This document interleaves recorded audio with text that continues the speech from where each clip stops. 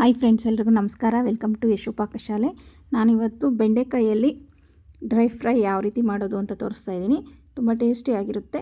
ಬೆಂಡೆಕಾಯಿ ಅಂದರೆ ಇಷ್ಟ ಇಲ್ಲದೆ ಇರೋರು ಕೂಡ ಇದನ್ನು ಇಷ್ಟಪಟ್ಟು ತಿನ್ನಬೇಕು, ಆ ರೀತಿ ಇರುತ್ತೆ ಟೇಸ್ಟು. ತುಂಬ ಈಸಿಯಾಗೂ ಕೂಡ ಮಾಡ್ಕೋಬೋದು. ಇದು ತುಂಬಾ ಈಸಿ ರೆಸಿಪಿ. ಒಂದು 10-15 ನಿಮಿಷದಲ್ಲಿ ಇದನ್ನು ಮಾಡ್ಕೋಬೋದು ಆರಾಮಾಗಿ. ಬನ್ನಿ ಹೇಗೆ ಮಾಡೋದು ನೋಡೋಣ. ಇಲ್ಲಿ ನಾನೊಂದು 1/4 kg ಬೆಂಡೆಕಾಯಿನ ತೊಳೆದು ಒಂದು ಒಣ ಬಟ್ಟೆಯಲ್ಲಿ ಒರೆಸಿಟ್ಕೊಂಡಿದ್ದೀನಿ. ಇದನ್ನು 2 ಕಡೆ ಎಡ್ಜಸ್ ಕಟ್ ಮಾಡ್ಕೋಬೇಕು.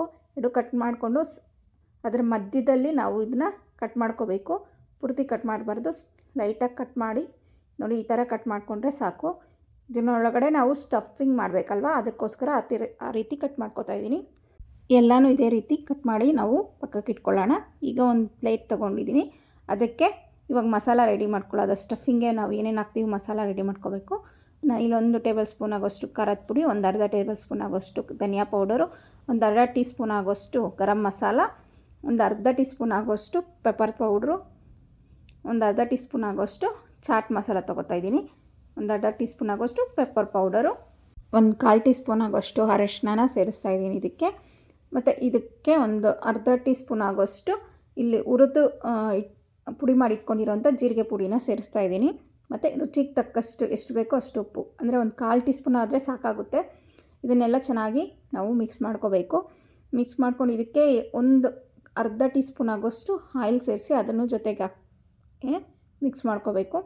ಮಿಕ್ಸ್ ಮಾಡ್ಕೊಂಡಾದಮೇಲೆ ನಮ್ಗೆ ಇವಾಗ ನಾವು ಕಟ್ ಮಾಡಿ ಇಟ್ಕೊಂಡಿರೋಂಥ ಬೆಂಡೆಕಾಯಿ ತೊಗೊಂಡು ಅದನ್ನು ನೋಡಿ ಈ ಥರ ಕಟ್ ಮಾಡಿ ಇಟ್ಕೊಂಡಿದ್ದೀವಿ. ಈಗ ಇದಕ್ಕೆ ನಾವು ಮಿಕ್ಸ್ ಮಾಡಿರೋವಂಥ ಮಸಾಲೆನ ಇದರೊಳಗಡೆ ಸ್ಟಫ್ ಮಾಡಬೇಕು. ಸೆಂಟ್ರಲ್ಲಿ ಕಟ್ ಮಾಡಿದ್ದೀವಿ ನೋಡಿ, ಅಲ್ಲಿ ಈ ಥರ ನಾವು ಮಿಕ್ಸ್ ಮಾಡಿರೋಂಥ ಮಸಾಲೆನೆಲ್ಲ ಸೇರಿಸಿ ಈ ರೀತಿ ಸ್ಟಫಿಂಗ್ ಮಾಡ್ಕೋಬೇಕು.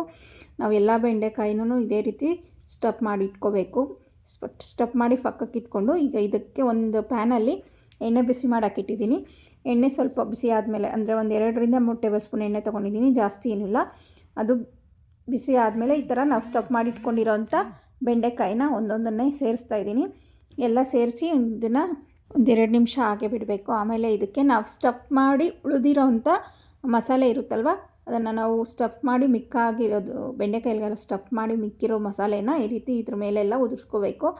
ಎಲ್ಲ ನಾವು ಮಿಕ್ಕಿರೋದೆಲ್ಲನೂ ಇದೇ ರೀತಿ ಇದಕ್ಕೆ ಸ್ಪ್ರಿಂಕಲ್ ಮಾಡ್ಕೋಬೇಕು. ಅದು ಚೆನ್ನಾಗಿ ಅದರೊಳಗಡೆ ಮಸಾಲ ಮತ್ತು ಒಳಗಡೆ ಮಸಾಲೆ ಹಾಕಿರ್ತೀವಿ, ಈಗ ಇದೆಲ್ಲ ಸ್ಪ್ರಿಂಕಲ್ ಮಾಡೋದ್ರಿಂದ ಮೇಲೆ ಕೂಡ ಇದನ್ನು ಮಸಾಲೆ ಇದು ಚೆನ್ನಾಗಿ ಹಿಡಿಯುತ್ತೆ. ಇವಾಗ ಇದನ್ನು ಮುಚ್ಚಿಟ್ಟು ನಾವು 1-2 ನಿಮಿಷ ಈ ರೀತಿ ಫ್ರೈ ಮಾಡ್ಕೋಬೇಕು. ಮತ್ತು ಅದನ್ನು ಮುಚ್ಚಳ ತೆಗೆದಾದ್ಮೇಲೆ ಅದನ್ನು ಒಂದು ಸ್ವಲ್ಪ ಮಿಕ್ಸ್ ಮಾಡ್ಕೋಬೇಕು. ಆ ರೀತಿ ಮಾಡೋದ್ರಿಂದ ತಳ ಹಿಡಿದಿರ ಅದು ಎಲ್ಲ ಕಡೆಯೂ ಫ್ರೈ ಆಗುತ್ತೆ ಈ ರೀತಿ ಮಿಕ್ಸ್ ಮಾಡ್ಕೊಳ್ಳೋದ್ರಿಂದ. ಮತ್ತು ಇದನ್ನು ನಾವು ಮಿಕ್ಸ್ ಮಾಡಾದಮೇಲೆ ಮತ್ತೆ ಒಂದು ಸ್ವಲ್ಪ ಹೊತ್ತು ಲಿಡ್ ಕ್ಲೋಸ್ ಮಾಡಿ ಮತ್ತೆ ಇದನ್ನು 1-2 ನಿಮಿಷ ಬಿಟ್ಟು ಮತ್ತೆ ಅದನ್ನು ನಾವು ಈ ರೀತಿ ತಿರ್ಗಿಸ್ಕೋಬೇಕು. ಇಲ್ಲ ಜಾಸ್ತಿ ತಿರ್ಗ್ಸೋಕೆ ಹೋಗ್ಬಾರ್ದು, ಲೈಟಾಗಿ ಒಂದು ಸ್ಪೂನಲ್ಲಾದರೂ ತಿರ್ಗಿಸ್ಕೊಂಡು ಇದನ್ನು ಚೆನ್ನಾಗಿ ಫ್ರೈ ಮಾಡ್ಕೋಬೇಕು. ನೋಡಿ ಈ ರೀತಿ ಕಲರ್ ಚೇಂಜ್ ಆಗಬೇಕು. ಬೆಂಡೆಕಾಯಿ ಚೆನ್ನಾಗಿ ಫ್ರೈ ಆಗಿರುತ್ತೆ ಈ ರೀತಿ ಆದರೆ. ಈಗ ನೋಡಿ, ಈಗ ಇದು ರೆಡಿಯಾಗಿದೆ. ಇದನ್ನು ನಾವು ತೆಗೆದು ಸರ್ವ್ ಮಾಡಿಕೊಂಡ್ರೆ ಬೆಂಡೆಕಾಯಿ ಡ್ರೈ ಫ್ರೈ ರೆಡಿಯಾಗಿರುತ್ತೆ. ತುಂಬ ಟೇಸ್ಟಿಯಾಗಿರುತ್ತೆ. ನೀವು ಒಂದ್ಸರಿ ಮನೆಯಲ್ಲಿ ಟ್ರೈ ಮಾಡಿ ನೋಡಿ, ಯಾವ ರೀತಿ ಬಂತು ಅಂತ ನಮಗೆ ಕಮೆಂಟ್ ಮಾಡಿ ತಿಳಿಸಿ. ನಮ್ಮ ವಿಡಿಯೋ ಇಷ್ಟ ಆದರೆ ಲೈಕ್ ಮಾಡಿ, ನಿಮ್ಮ ಫ್ಯಾಮಿಲಿ ಫ್ರೆಂಡ್ಸ್ಗೆ ಶೇರ್ ಮಾಡಿ, ನಮ್ಮ ಚಾನಲ್ನ ಸಬ್ಸ್ಕ್ರೈಬ್ ಮಾಡಿ, ನಮ್ಮ ಚಾನಲ್ಗೆ ಸಪೋರ್ಟ್ ಮಾಡಿ. ಆ್ಯಂಡ್ ಫೇಸ್ಬುಕ್ ಇನ್ಸ್ಟಾಗ್ರಾಮಲ್ಲಿ ನಮ್ಮ ಪೇಜ್ ಫಾಲೋ ಮಾಡಿ. Thank you for watching.